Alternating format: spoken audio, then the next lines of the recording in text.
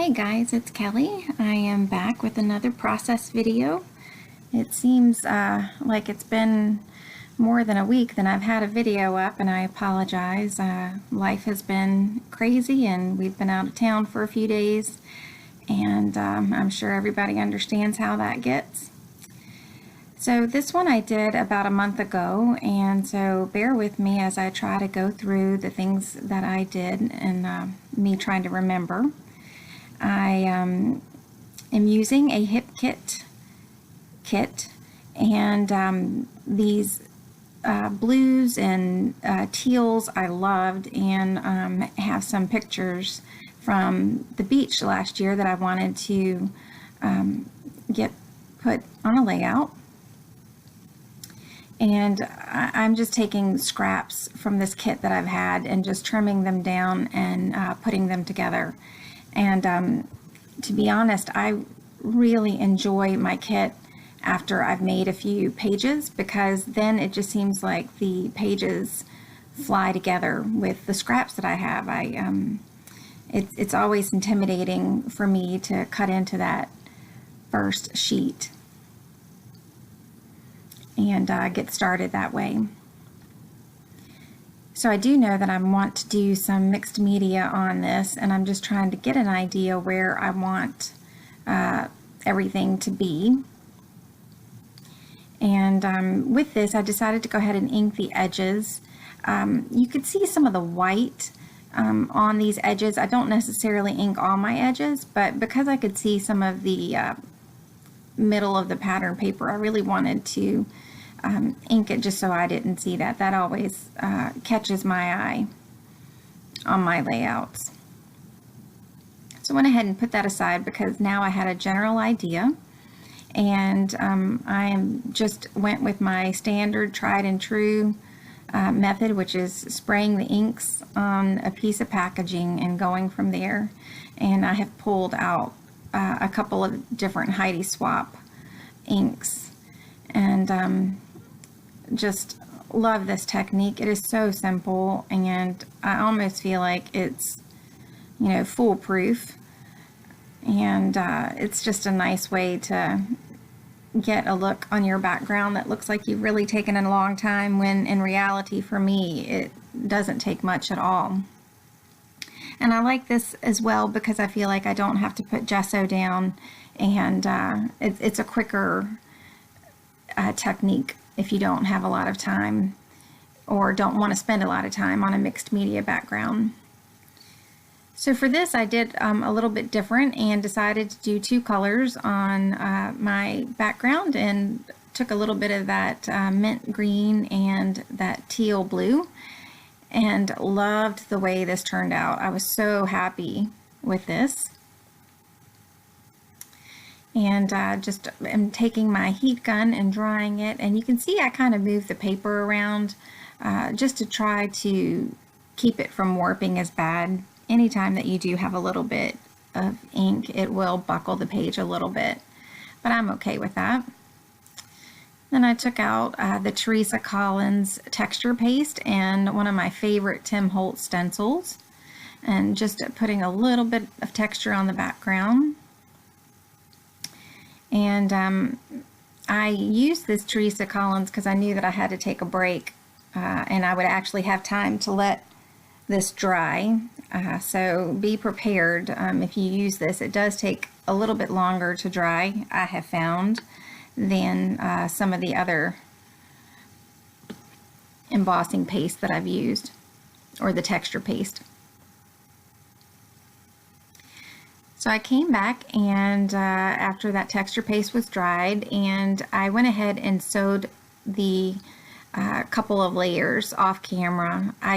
My sewing machine is too big for me to move around, or the camera setup I can't move, so I will always do my sewing off camera unless I get a smaller machine.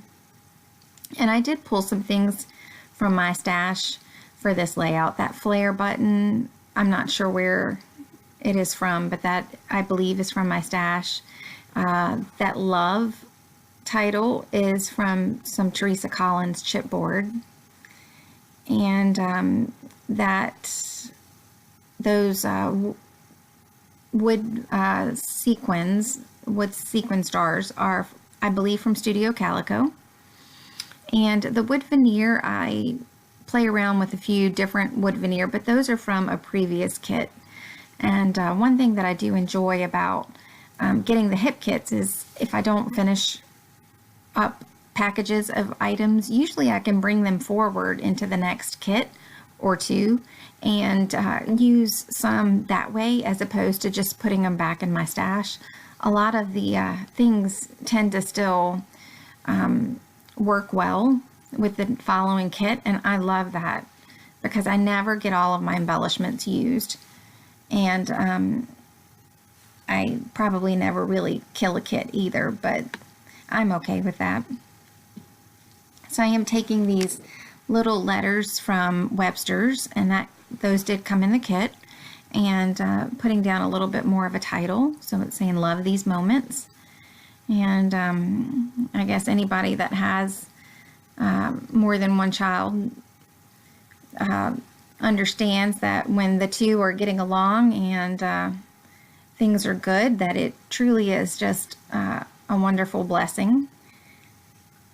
I am fortunate. My two do get along pretty well and actually have fun together. So that is something that I had prayed for when they were little. And I am pulling out another item from my stash. This is the Heidi Swapp washi tape, and it's in a little booklet. And I did get that from Michael's, and I love this washi tape booklet.